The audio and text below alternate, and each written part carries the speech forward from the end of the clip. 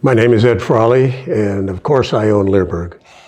This video, we just finished a project. It's one of the largest projects that we've done in many years, and it's a two-part project that we produced on training protection work with Michael Ellis.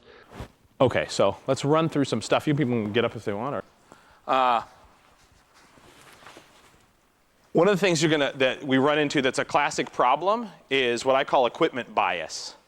Right? So dogs, if they learn to bite only on jute is a common one. Jute is the material they make Schutzen sleeves out of. So it's this woven rough fabric like that, and it's the thing they make the sleeve covers. These are out of jute. If the dogs grow up biting only that, then frequently you try to put the dog onto something else, like these linen materials, like they make suits out of, and the dog has a really hard time. They don't like it. There are, and we'll talk about this as we talk about the stages, but there are what I call windows of opportunity for exposure. So we all tend to talk about the critical socialization periods and stuff. We all know that dogs' brains are developing when they're young, and if they're exposed to certain things at a certain time when they're growing up, they're confident about them. If they miss exposure to those things, they can have problems with them later on. We're all really aware of that in terms of general dog temperament. Well, it's also true when we go to bite work and protection work and exposing the dog at certain times. And so critical periods are young puppyhood. For most of the dogs up to, I would say, somewhere around 1.5 years. Now it depends on the breed and the bloodline and their maturity levels, but that first 1.5 years or so of their life, if they're exposed to certain things in that period, then you can leave it and come back 2 years later and they're fine with it.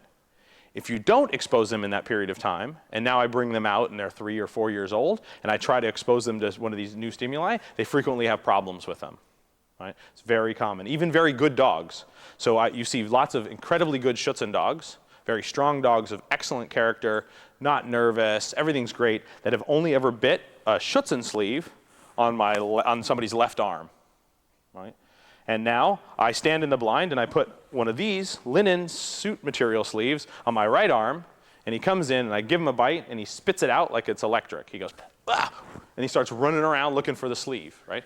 It happens really regularly. It's uncanny how much the dogs get patterned into a certain habit, and then if anything's outside of it. And we know it too in obedience, right? If we play with only one kind of toy when our dogs are young, later on you see these dogs that are insane for a tennis ball, but won't play with a rubber ball. And that's just equipment bias that happened because somebody played with one kind of thing all through their kind of critical period while they're learning about the world and things, and they decided this feels right in my mouth and this doesn't feel right in my mouth, right? And some dogs don't have that problem. Some dogs switch relatively easily, and other dogs won't. And in my opinion, I used to think that it was a sign of the quality of the dog, but it's not necessarily. Some of the dogs, you just expose them a little when they're young, and they turn out to be fantastic dogs, really good in the bite work, really good in all that sort of thing. So you'll notice I have a lot of different stuff. The general thrust is we start with softer things, and then we progress to harder things as we go, right? So the dog's jaw development and their mouth and all those sorts of things are gonna dictate how hard a surface they can bite at what age. We frequently start with like rags, and they may be burlap or they may be leather, or I may have linen versions of these, but it's something I can flap around like a towel. The puppy chases it, bites it, tugs a little bit. We use the leather a lot in the beginning because it's kind of slippery, and the dogs have to hold on to it with jaw compression, as opposed to if I use like a burlap rag, the dog can just hook their teeth into it, and so they don't have to hold on with their mouth. They just hook their teeth in and hold on. So lots of times when we're trying to get the young dogs to clamp down and hold on, using their jaw strength, we'll use something that they can't hook their teeth in. So we use a leather one. And then we just sort of switch around. I'll use a leather one some, I'll use a burlap one some, I'll go through. And then generally my transition is from once I'm off a rag or a leather or something like this, is I transition onto little soft puppy-like sleeves, right? So, and these come in all kinds of different materials as well, from suit material to more jute material and a variety of these things. And they're very compressible. It's just soft foam inside. Really compressible. These are made by Belgian and French companies primarily. They're the ones that really make this stuff, though there are more companies around the world starting to make them. I still think the most of the high quality ones are coming out of Belgium or France for the most part. So, and we'll go on to something like this, and then gradually up in terms of weight. So this one gets a little stiffer. This one's stiffer yet, and this is a leg sleeve. So this is exactly like a sleeve for your arm, for your leg.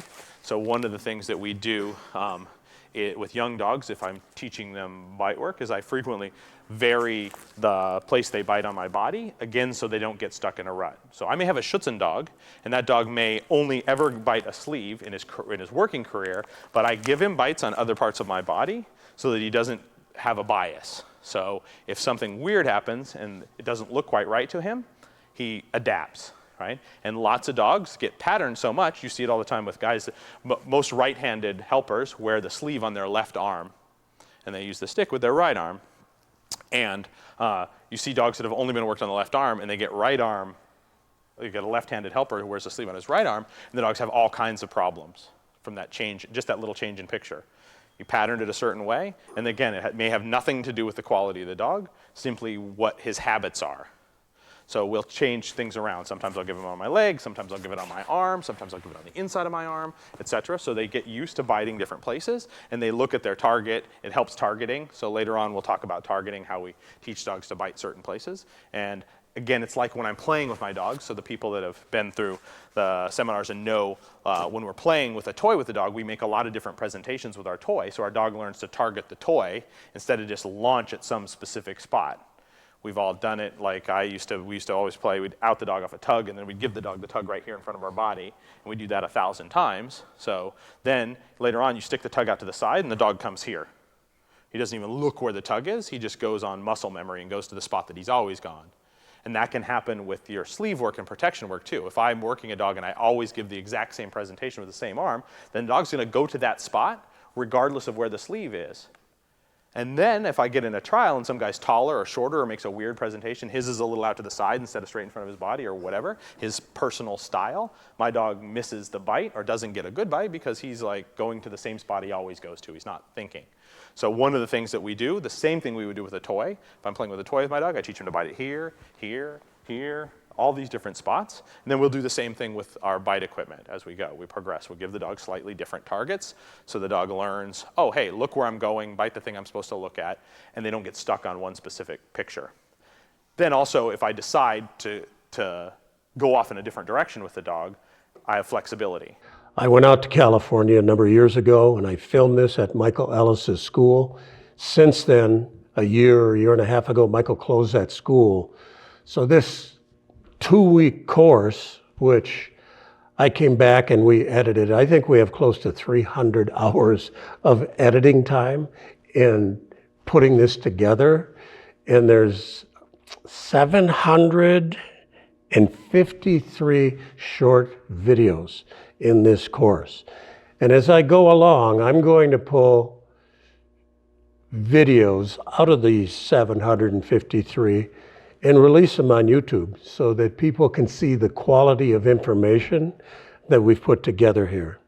If you're new to bite work, if you want to learn how to control your dogs in a very high level of anxiety, this is a course that's going to teach you an awful lot. If you're a professional dog trainer, and I don't care who you are as a professional dog trainer, you're going to learn something from this course. It is really, really good. But in the meantime, you can go to Leerburg.com and see all of the courses that we've produced since 1982. We've been in business for a long time. It's all we do, and there's good information for brand new dog trainers there.